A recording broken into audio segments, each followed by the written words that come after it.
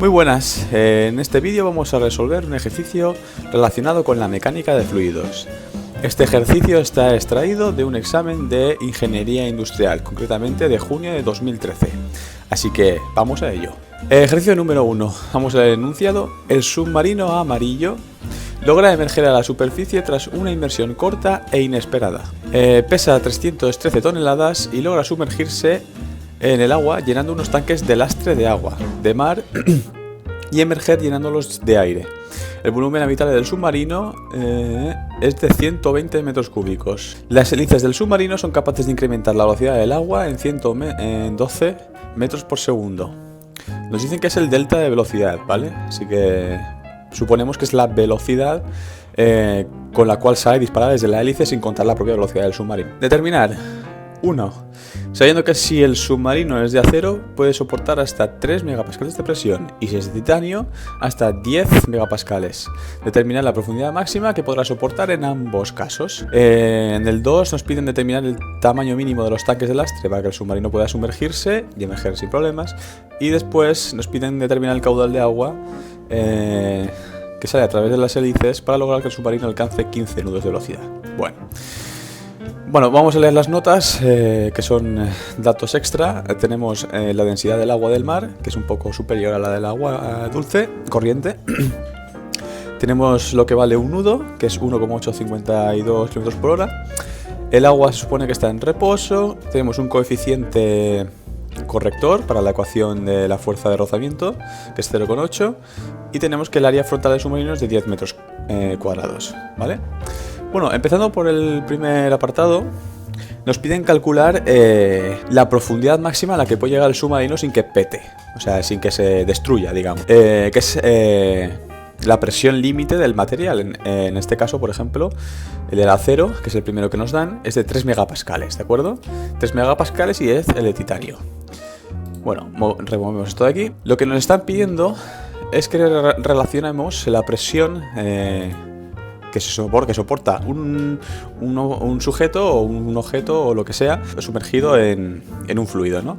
En este caso sabemos que la presión que soporta un fluido debajo del agua es igual a la profundidad, que se llama o se expresa mediante una H, ¿vale? Multiplicado por el peso específico del fluido en cuestión. A esto habría que sumarlo también la presión atmosférica, ¿vale? Vamos a poner presión atmosférica. Entonces, primero habría que averiguar cuánto vale el peso específico del agua de mar, porque el del agua ya lo sabemos. El peso específico, como todos sabemos, es equivalente a la densidad por la constante gravitacional. En el caso del agua corriente, tendríamos que la densidad es 1000 kilos partido metro cúbico por 9,81 constante gravitacional. Esto nos da pues 9810. Entonces, ¿cómo sería para el agua salada? Vamos a poner mar. Peso específico, pues sería lo mismo, densidad por G por la densidad relativa. La densidad relativa del agua de mar, que nos han dicho que vale 1,04. En este caso, la densidad del agua de mar sería 1050 por 9,81. Y esto nos da 10.300,5 newtons. Sabiendo esto, lo único que hay que aplicar es directamente aplicar la fórmula y despejar H. Teniendo en cuenta que la presión atmosférica vale exactamente, ahora lo pondré, 101.325 newtons partido metro cuadrado. Esto es unidad de presión internacional. Importante, tenemos la presión, nos la dan en megapascales, la presión del material límite, ¿de acuerdo? La presión límite del material nos la dan en megapascales, así que hay que pasarla. La presión, nos han dicho que en el caso del acero es 3 megapascales. Para pasarlo newtons metro cuadrado, pues lo único que hay que hacer es multiplicar por 10 elevado a 6. 3 por 10 elevado a 6.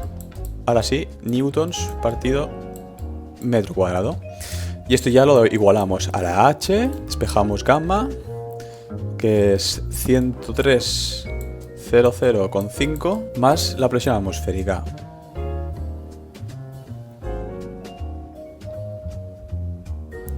La gamma expresada en newtons metro cúbico, ¿vale? Se me había olvidado. Newtons metro cúbico. De acuerdo, entonces esto hay que despejar la H, es muy fácil, muy sencillito. Y esto finalmente nos da 281,41 metros.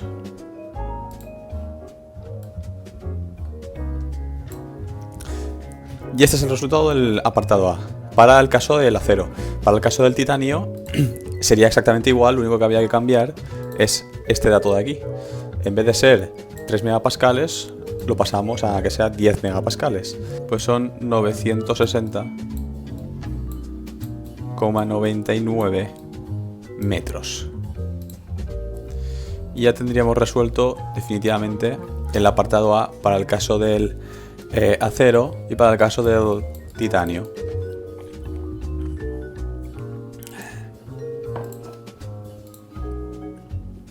Vale, pasamos ahora a resolver el apartado número 2, en que nos piden determinar el tamaño mínimo de los tanques de lastre para que el submarino pueda subir y bajar, básicamente, ¿no?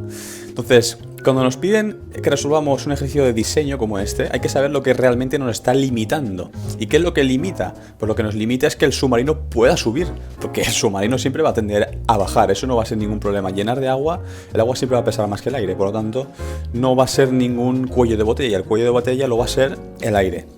Así que vamos a diseñar el submarino para que pueda subir, y ya está. En ese caso, ¿qué tendremos? Tendremos el submarino, como aquí no lo dibujan, una especie de circulito, cuyo balance de fuerzas lo vamos a representar aquí. ¿Qué balance de fuerza tenemos?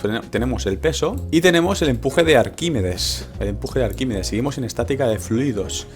Un cuerpo sumergido experimenta una fuerza vertical y hacia arriba en relación a cuánto pesa el líquido que ha desplazado. Esta fuerza de Arquímedes se descompone en dos volúmenes, porque tenemos dos cavidades llenas de aire, una es la habitable y la otra son los tanques. Y el peso, de acuerdo, que esta es muy fácil de calcular, es igual a m por g. La masa no la dan, la masa de 313 toneladas, que son 313.000 kilogramos. Siempre intentar pasarlo al sistema internacional. Por 9,81. Y esto nos va a dar un valor. Y ese valor lo vamos a meter en una ecuación que nos sirva para calcular ese balance de fuerzas. Ese balance de fuerzas, ¿cómo se calcula? Pues este balance de fuerzas es un sumatorio de fuerzas verticales igual a 0. En este caso, cuando el sumatorio de fuerzas verticales sea igual a 0, lo que nos están queriendo decir es que el submarino ni sube ni baja, con lo cual es el mínimo requerible para que el submarino por lo menos no se hunda, que ya es un paso. A partir de ahí lo haces cada vez más grande, más grande, más grande, y eso ya empezará a subir dependiendo de cuánto rápido quieres que suba o no. Entonces, sumatorio de fuerzas verticales igual a 0, lo que tenemos es el peso a un lado de la ecuación, que es el que va hacia abajo, y al otro lado de la ecuación las fuerzas que suben, que es la fuerza de Arquímedes. Fuerza de Arquímedes de la zona habitable, más la fuerza de Arquímedes respecto a la zona de los tanques. La fuerza de Arquímedes, ¿vale? ¿Cómo se calcula? La fuerza de Arquímedes es igual a el volumen desplazado por gamma. Es decir, el volumen de agua desplazado por el peso específico de ese agua que hemos desplazado. ¿Y esto qué nos da? Como el peso específico es el mismo, porque todo el rato es agua, todo lo que desplazamos es agua, el peso específico es del agua y puede salir fuera. Entonces tenemos que el peso específico del agua, lo hemos calculado antes, que valía, si no recuerdo mal, era 10.305, 300,5 por, entre paréntesis, la suma de ambos volúmenes.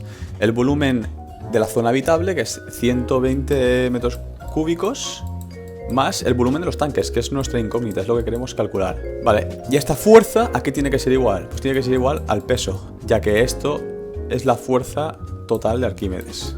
¿Y el peso a qué es igual? Pues lo tenemos aquí, vamos a calcularlo. El peso sería igual a 3.070.503. 530, perdón. Ahí está. Newtons. Muy bien. Y ahora lo único que tenemos que hacer es despejar V de los tanques. El volumen de los tanques. Ecuación simple, una ecuación en incógnita, así que ya está. Es igual a 178,1 metros cúbicos.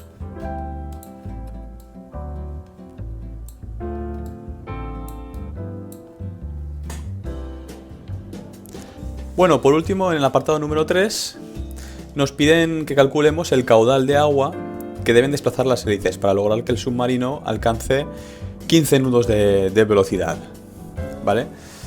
En estos casos en los que hay una especie de propulsión, como puede ser esta, las hélices de un barco, de un submarino, o de un cohete que asciende, o la de un motor de un jet, ¿vale?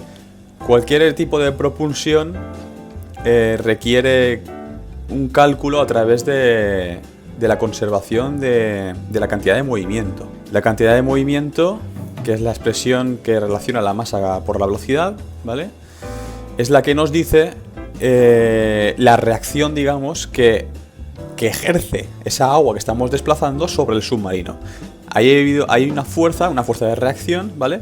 Que es la que hace que el submarino se mueva. ¿A qué velocidad? A 15 nudos. Entonces, ¿cuál es la ecuación que hay que emplear en este caso? La ecuación que nos relaciona la cantidad de movimiento, la conservación de la cantidad de movimiento, dependiendo del caudal de agua que estamos desplazando, es el teorema de arrastre de Reynolds, ¿vale? El teorema de arrastre de Reynolds, pero cuya función hay que particularizarla en este caso para la cantidad de movimiento. ¿Y qué ecuación se nos queda? Bueno, pues tenemos esta de aquí.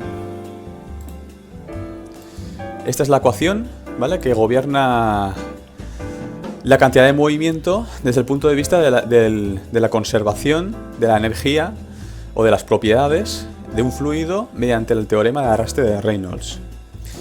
Entonces, particularizándolo en este caso, vamos a mover esto de aquí, ya no nos sirve. Vamos a dejar la ecuación aquí. ¿Vale? Entonces, esta ecuación va a ser un balance energético, un balance que nos va a relacionar la cantidad de movimiento que va a ganar nuestro submarino dependiendo del caudal de agua que vamos a desplazar.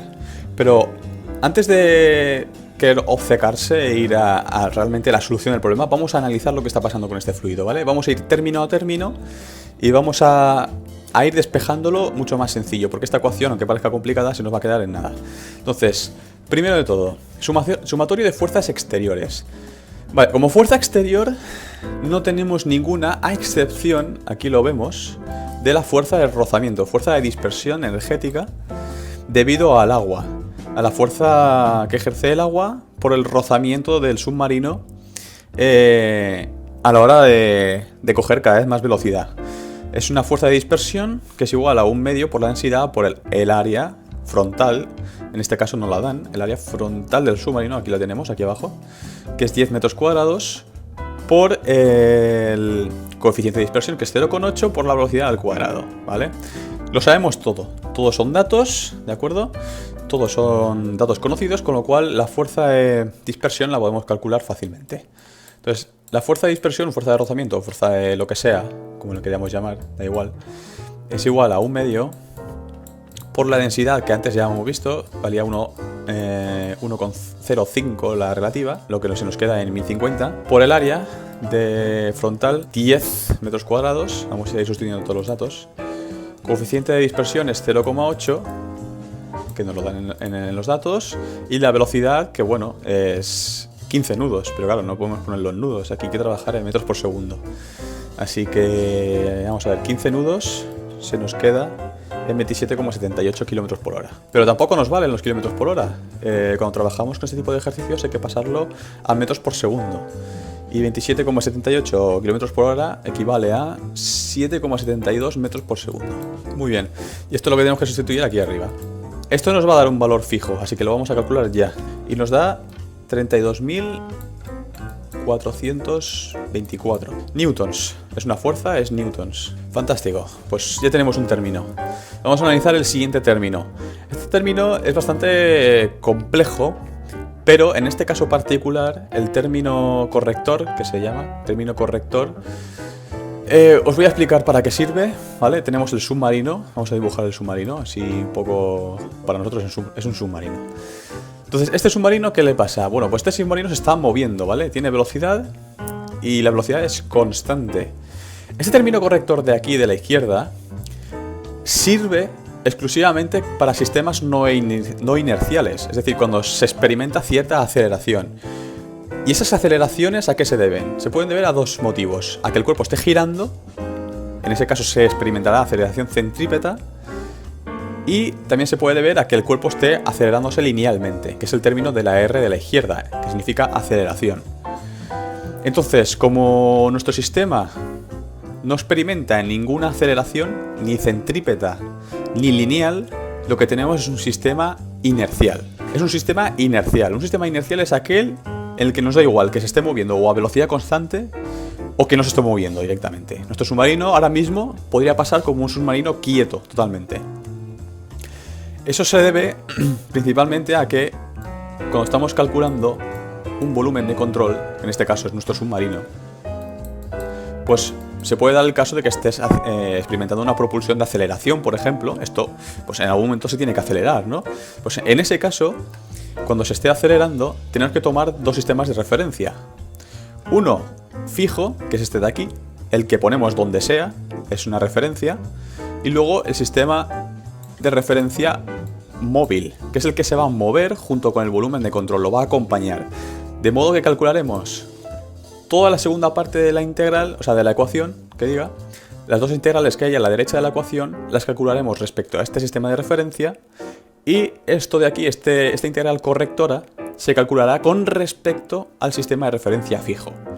Y de esta forma podremos calcular sistemas no inerciales. Pero bueno, en nuestro caso el sistema es claramente inercial, porque es velocidad constante.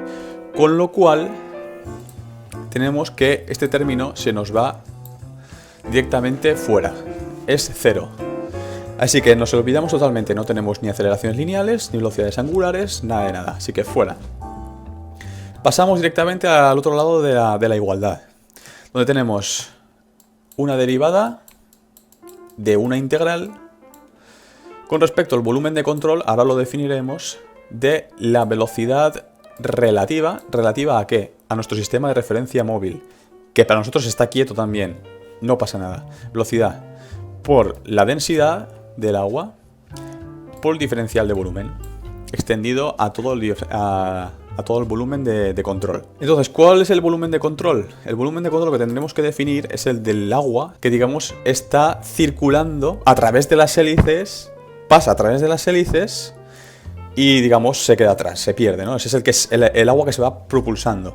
Entonces, en este caso, podríamos simplificar el submarino y decir que el agua está saliendo directamente del submarino, como si fuera un cohete dentro del agua. Pues lo podríamos hacer. Un cohete que tiene un depósito con agua infinita, ¿vale? Entonces el agua sale propulsada, da igual que haya hélices que no, a nosotros nos da igual, estamos simplificando el ejercicio, para el caso es igual. El agua sale propulsada como si fuera un cohete a chorro, y el volumen de control que tenemos que calcular pues es con respecto a toda esa agua que está saliendo a chorro. Entonces ese volumen de control que vamos a definir va a ser este de aquí. Este va a ser nuestro volumen de control. Importante que abarque perpendicularmente la salida de a chorro del agua, porque eso nos va a venir de lujo para la siguiente integral, que está extendida a la superficie de control. Y la superficie de control tiene que estar dentro del volumen de control, evidentemente, y tiene que definirse en la región donde las partículas de agua se están moviendo, porque si la pongo aquí, pues no hacemos nada. Entonces, este es nuestro volumen de control, ya tenemos la superficie de control para luego. Y con respecto al volumen de control, ¿qué podemos decir? Pues bueno, lo que quiere decir esta integral es que vamos a examinar, vamos a ver qué pasa con las partículas que están dentro del volumen de control y que están saliendo propulsadas. La velocidad relativa no es cero, pero sí que es constante, así que la podemos sacar de la integral. Podemos hacer así y poner velocidad. No hace falta que pongamos ni relativa ni nada, porque para nosotros nos da igual. La densidad de agua es constante, ¿de acuerdo? Eso no falla. Y luego, pues lo que tenemos es una integral extendida al volumen de control del diferencial de volumen. Que esto, integrando, pues nos sale que es derivada con respecto al tiempo de la velocidad por la densidad por el volumen total del submarino. ¿Pero qué pasa? Pues lo que tenemos es una derivada con respecto al tiempo, cómo varía con respecto al tiempo tanto la velocidad como la densidad como el volumen. Y nos damos cuenta y decimos, hostia, si es que todo es constante. La velocidad es constante, la densidad es constante, estamos en sistemas incompresibles y el volumen es constante, el submarino no se está expandiendo ni se está contrayendo. De modo que esta derivada es cero. La derivada de toda una constante es igual a cero. Así que esta integral también es cero. Nos queda una, que es la de superficie de control. Esta por narices no puede ser cero. Por narices no puede ser cero. Así que vamos a calcularla. Tenemos integral de la superficie de control extendida a la superficie de control. Otra vez la velocidad relativa a nuestro sistema de referencia móvil. En nuestro caso es la absoluta, nos da igual. Por la densidad. Y ahora viene lo que cambia, y es que se multiplica por la velocidad relativa a la superficie de control. Ahora explicaremos lo que es eso. Por diferencial de área. Diferencial de área es esta de aquí, esa es la área. El diferencial de área sería pues, un puntito de esa superficie de control. Y la velocidad relativa a la superficie de control es la velocidad relativa de las partículas que atraviesan el propio volumen de control. Entonces, esa velocidad realmente para nosotros, para este ejercicio, como el sistema nos está expandiendo, como la superficie de control y el volumen de control están totalmente quietos y adheridos a ese submarino, la velocidad relativa es la misma que esta de aquí, que la otra v. Si por alguna de aquellas el volumen de control se estuviera expandiendo y la superficie de control se estuviera moviendo, entonces la velocidad relativa a la superficie de control es una velocidad relativa a la superficie de control, a la velocidad de esa superficie de control. ¿Vale? Pero en este caso para nosotros es como si estuviese quieta también, así que nos da igual. Entonces lo que tenemos es velocidad de esas partículas, velocidad de las partículas que atraviesan la superficie de control. Velocidad de las partículas que atraviesan la superficie de control. Entonces nos vamos aquí y decimos, a ver, la velocidad de las partículas que viajan a través de la superficie de control ¿es la misma que la del volumen de control? Sí, es la misma. Y no es cero. Entonces la velocidad de las partículas que atraviesan la superficie de control es la misma que hemos dicho antes, ¿vale? Que es, nos dice en el enunciado, a ver,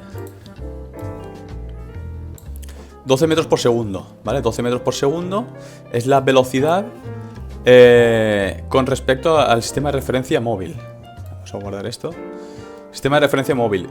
Imaginaos que esto está quieto, ¿vale? El sistema de referencia móvil está quieto y el agua está saliendo, porque está siendo propulsada.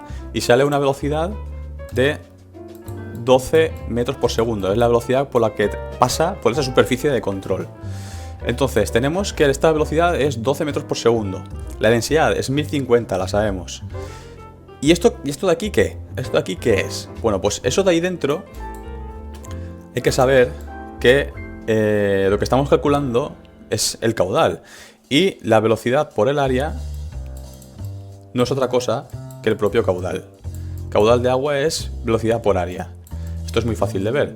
Esto es metros por segundo por metros cuadrados, que es el área. Y esto es, efectivamente, metros cúbicos por segundo. Volumen que pasa a través de una superficie por segundo. Eso es caudal. Por lo tanto, lo que tendríamos es una superficie de control en la que la integral sería de 12. Esto saldría fuera. Bueno, lo podemos sacar fuera ya. Sí, yo creo que sí. Lo sacamos fuera todo ya. 12 metros por segundo por la densidad 1050. Y ahora por la integral con respecto a la superficie de control del diferencial de caudal. Que esto, integrando, evidentemente, se queda así. Con esta como incógnita. No me trolees. Vale. Muy bien, entonces, ya lo que tenemos es una igualdad donde tenemos una incógnita. Una ecuación, una incógnita se puede resolver. Tendremos, ya despejando el caudal, nos da 19,87 metros cúbicos por segundo. Y ya está.